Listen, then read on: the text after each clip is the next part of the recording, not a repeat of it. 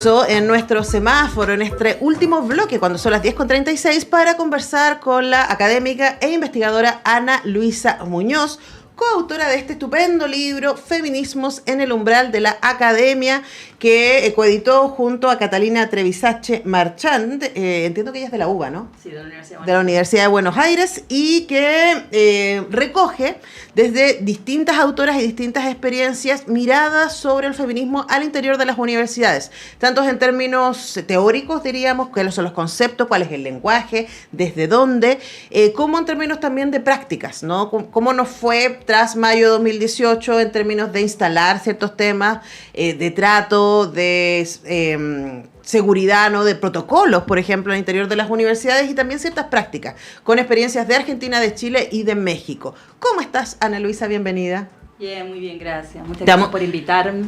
Acercar un poco y gracias por este espacio y por el interés de poder conversar y comentar el libro, así que gracias. Ahora, cuando hablamos de feminismos al interior de las universidades, estamos hablando de una historia relativamente reciente, ¿no? Ustedes lo escriben en la introducción del libro, que me pareció muy interesante, haciendo esta historia de quién ha sido el sujeto del conocimiento, quién ha sido el sujeto universitario, quién ha sido el sujeto voz, y que históricamente ha sido hombre heterosexual de élite, y cómo ha sido el recorrido de los feminismos para llegar a instalarse al interior de la academia y cuáles son las tensiones que siguen existiendo. Tú ahí describes algo que a mí me resultó muy familiar, de que sigue habiendo como cierta denostación, ¿cierto?, de los estudios de género, de los tipos de ámbitos en los que nosotros nos movemos, los temas que investigamos. Y hoy día eso se vuelve todavía más inquietante frente a esta ola neofascista que es derechamente antifeminista. Sí. Sí.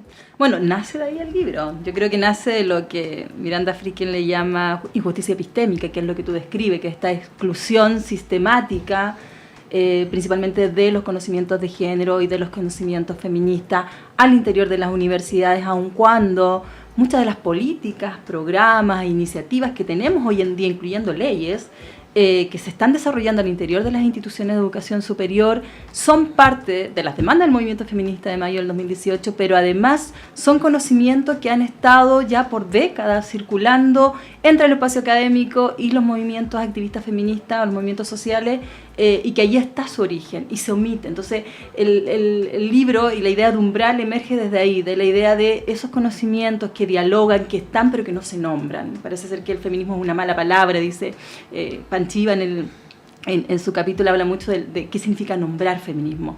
Y yo creo que de ahí nace la necesidad de un libro como este. Es una forma de justicia también a los feminismos y a los conocimientos feministas para poder pensar lo que se está desarrollando hoy en día en las instituciones y tensionarlo también, porque hay mucho allí de feminismo liberal y que omite muchas conversaciones que son complejas al interior de las universidades. No hay mirada interseccional de las políticas, aparecen más bien políticas mayoritariamente mujeristas, de una lógica binaria, y que obviamente se tensiona cuando en realidad desde los conocimientos feministas hay mucho más, hay una complejidad que es mucho, mucho mayor, y es lo que intenta rescatar los diversos capítulos de mis colegas a lo largo de este libro. Ahora, Ana Luisa, uno podría pensar que durante siglos las universidades construyeron conocimientos sin feminismos y sin mujeres. O sea, bueno, digamos que las mujeres entramos a la universidad en el último siglo, ni más ni menos, ¿no? Sí. Y los feminismos, por lo menos en Latinoamérica, en los últimos 50 años, siendo generosa, ¿no? Sí. Con el tiempo, ¿cuál sientes tú, y se habla ahí mucho de epistemología feminista y de qué es lo que le pasa al conocimiento cuando la perspectiva feminista o la perspectiva de género se deja fuera de la creación de conocimiento? Yo creo que ahí hay dos puntos que me gusta mucho resaltar, y con Catalina fue una conversación larga también, y con nuestras colegas en diferentes espacios, en diferentes congresos, donde usualmente nos juntamos las feministas. Por un lado, la complejidad de depolitizar la conversa. Lo que hacen los movimientos feministas es instalar una discusión que es política, sobre los avances en temas de género, sobre la discusión de la diferencia sexual, etc. Cuando tú omites esa discusión política, lo que haces es que transformas el hacer de la universidad en temas de género como algo, primero depolitizado, pero además como algo técnico y burocrático, lo que algunas autoras llaman la gobernanza de los números o políticas que pasan a ser evaporadas porque finalmente no tienen la fuerza transformadora que sí tienen los feminismos para pensar estas temáticas. Entonces, desde ahí yo creo que un aspecto clave que hacen los conocimientos feministas es posicionar y mantener ese ideal transformador que tienen las temáticas, lo que tienen los feminismos para atender las problemáticas de género. Y en segundo término, en términos de producción de conocimiento, como tú bien decías, en Chile la mujer entra a la universidad a propósito del decreto Amunátegui en 1877, y entra no porque en realidad se quiera invitar a pensar en la universidad, a hacer investigación de avanzada, como suele ser las universidades, sobre todo las universidades de investigación, sino más bien a desarrollar y aprender aquellas áreas que son, abro comillas, propias de su naturaleza, que son salud y educación. Claro. No le invitan a la mujer, entre comillas, a pensar en las universidades. Lo que hacen los conocimientos feministas en temas de producción, de investigación, es de posicionar la discusión de que los conocimientos son, ellos le llaman, o desde los feminismos se les llama ontopistemológico. En otras palabras, quiere decir que quien construye conocimiento no está separado del conocimiento que produce. Uh-huh. Y eso es fundamental. Yo hago investigación sobre estos temas y una de las cosas que siempre sale en las entrevistas es como, sobre todo de colegas varones, como el conocimiento es objetivo y neutral. Entonces cuando tú dices, ¿por qué? ¿Cómo sabes que es objetivo y neutral? Y bueno, porque tú escribes o no escribes el paper, o escribes o no escribes el libro. No hay cuerpo allí. Y la historicidad nos dice que sí hay cuerpo, o sea, o hay invisibilización de determinadas corporalidades que no circulan hasta el día de hoy. Si tú piensas, personas trans, ¿cuántas personas trans tenemos? ¿Cuántas mujeres indígenas tenemos en la academia? ¿Cuántas mujeres que vienen o viven en condición de inmigración están participando activamente en la producción de conocimiento académico? Y bueno, yo miro alrededor mío y son pocas. Claro. Además, te escucho, Ana Luisa, y pienso que también ese discurso, ¿no?, de la objetividad de la producción de conocimiento es absolutamente caduco. O sea, ya nos mostró la ciencia dura. O sea, la física cuántica nos mostró el rol del observador.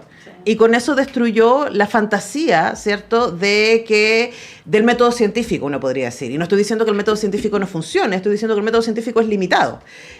Nos ha producido muchísimo conocimiento y avances sin duda, pero esta idea de que el observador no tiene un rol respecto a aquello que está siendo observado, decir solamente, o sea, ¿qué está observando? ¿Cuáles son los elementos que destaca? ¿Qué es lo que aparece finalmente como conocimiento? Todo aquello, por supuesto que tiene una consecuencia y quizás ahí resulta fundamental que uno de los aportes del feminismo y de la epistemología feminista ha sido evidenciar eso, que ha sido refrendado por la ciencia dura, ¿no? Sí. Pero es loquísimo que sigamos teniendo esta discusión todavía. Y sí, la seguimos teniendo principalmente porque algo que plantea este libro y que ha sido también dialogado por muchas autoras, es que estos conocimientos continúan manteniéndose en los márgenes de la academia.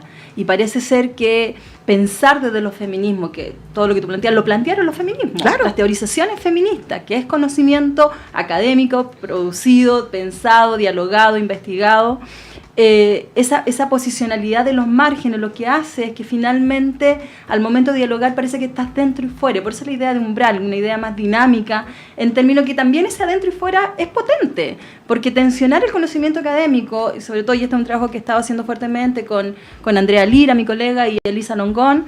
El conocimiento académico tiene mucha deuda de violencia también, sobre todo si pensáis en el conocimiento producido, y aquí los feminismos decoloniales, la perspectiva indígena han sido súper potentes para mirar el conocimiento, tienen una deuda con la violencia que se han ejercido, sobre todo con comunidades indígenas. Uh-huh. El conocimiento que se ha producido, sobre todo en Chile, cuando tú miras investigación hasta el día de hoy que intenta comparar coeficientes intelectuales entre niños y niñas, indígenas y no indígenas, que intenta comparar, no sé, los resultados de pruebas estandarizadas entre niños indígenas y no indígenas, eso es altamente racista y es altamente violento. Y además también, como que, de nuevo, volvemos a la fantasía de objetividad. Es como si ese instrumento de comparación, esa prueba, fuera inocua.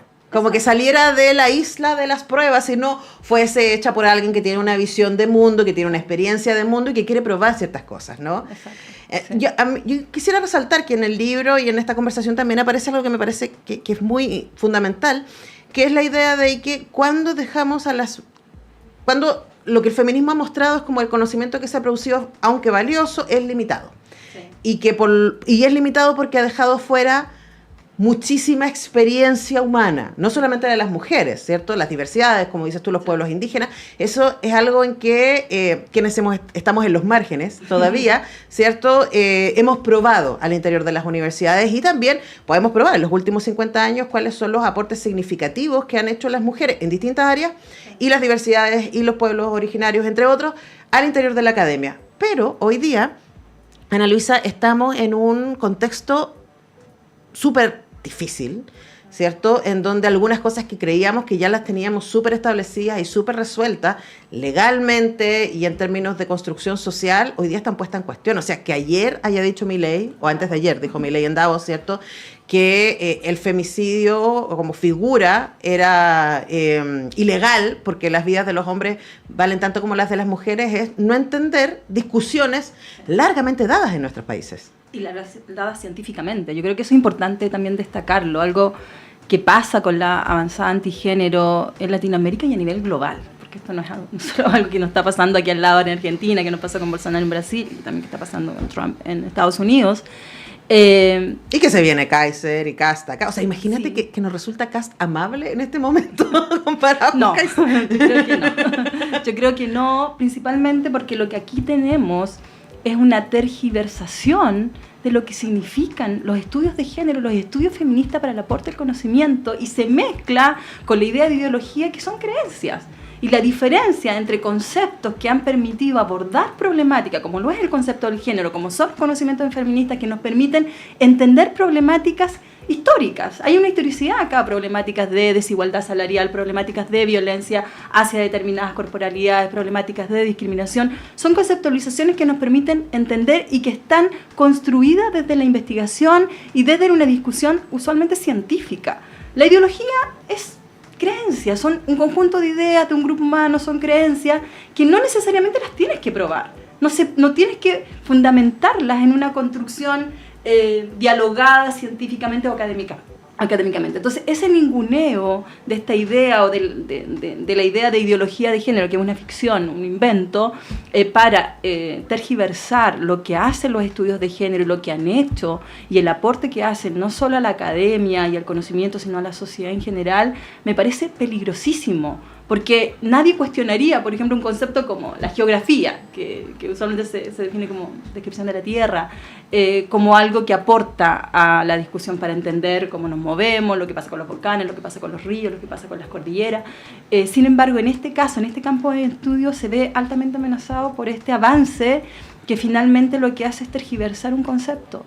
Y me parece importante, sobre todo a propósito de lo que ha pasado en Chile. O sea, si tú piensas hace unos años atrás, y que está discutido con varios de mis colegas que están en este libro, diputados de extrema derecha pidiendo nombres de ideología de género, de académicas o investigadores que trabajan, entre comillas, ideología de género, y universidades entregando esa data. Uh-huh. Bueno, eso pasa porque hoy en día hay una depolitización de esta conversación en el interior de las universidades, porque esta conversación es política, no es técnica, burocrática, que me piden un tema y es un dato. ¿Qué dato me están pidiendo? La idea de dato es política también. Uh-huh. Y esa conversación sí la instalan los feminismos, y por eso es tan importante esta, yo le digo, justicia de pensar qué nos aporta una discusión feminista al interior de las universidades para entender cómo estamos avanzando en temáticas de género y que no se transformen, como decía recién, en políticas que son evaporadas y que se pueden sacar, deshacer o retroceder, como decimos muchas veces, fácilmente. Ahora, para cerrar, y les recuerdo que conversamos con Ana Luisa Muñoz, académica, investigadora de la Universidad Católica, quien junto a Catalina Trevisache Marchán de la Universidad de Buenos Aires editaron este libro Feminismos en el umbral de la academia, que está editado por Ediciones UC, que amablemente me hicieron llegar para tener esta conversación. Este libro, por su descripción, uno podría decir, es para académicas feministas, ¿no? De cualquier área. Pero yo quisiera pensar, especialmente en este contexto, que es para cualquier persona que piensa que las universidades tienen un rol importante en la discusión política y de cómo construimos nuestra cotidiano de habitar, ¿cierto?, nuestras sociedades. Y también para quienes están haciéndose preguntas respecto, bueno, ¿qué hacemos ahora, no? Sí. ¿Quién para ti sería el lector o la lectora de este libro? Yo creo que cualquier persona que intenta reflexionar sobre desde dónde dialogo. Yo creo que lo que aporta este libro es, con toda la discusión desde mis colegas, es poner en palabras reflexiones que son necesarias, reflexiones que significa una práctica feminista. ¿Qué significa un hacer feminista que no está desvinculado de todas estas teorizaciones feministas que estamos conversando y que muchas veces olvidamos? ¿Qué significa pensarse en una jerarquía de poder en nuestros espacios laborales, sobre todo con las nuevas leyes que tenemos y que para muchos genera mucho terror tener nuevas leyes que, entre comillas, regulan cómo nos vinculamos sexoafectivamente o cómo nos vinculamos en los espacios en los que navegamos o circulamos? ¿Qué significa interrumpir la violencia de género? Que muchas veces todos aprendemos, pero yo pregunto siempre a mis estudiantes o a colegas, yo también estoy en un cargo de dirección de género dentro de mi facultad, ¿tú sabes diferenciar un conflicto de una violencia y una violencia cualquiera de una violencia de género? Y no estamos preparados a eso, porque hay un debe todavía en los procesos formativos, hay un debe en cómo dialogamos, y finalmente cuando ese debe está en términos de cómo nombramos incluso, lo que suele suceder es que una tergiversación tan fácil como la que estamos viendo hoy en día en gobiernos de ultraderecha tiene llegada simple. Claro, entonces acá muchos argumentos, muchos datos, muchas experiencias reunidas en este libro, Feminismo en el umbral de la academia. Hemos conversado con su coeditora, Ana Luisa Muñoz García. Muchas gracias, Ana Luisa, por venir. No, gracias a ustedes. Muchas gracias. Y nosotros despedimos así el programa de viernes, son las 10:52. Sí, les deseamos un estupendo fin de semana y nos vemos el lunes. Tenemos programa toda la próxima semana, todo enero, así que atentos, nos encontramos entonces. Gracias, amigo Alexis, gracias, Panchito, gracias, Tania. Que le vaya estupendo en su votación, Tania, y la Tania va. Atención, vecinos voy a hacer proselitismo, atención, vecinos de Ñuñoa, de la Villa Olímpica, ¿cierto? Que Tania iba para liderar su junta de vecinos. Así que Suárez Mujica, atención, nosotros le podemos decir acá desde el equipo que es lo mejor que les puede pasar. Así que voten por la Tania. Proselitismo. Nos vemos, que tengamos buen fin de semana. Gracias.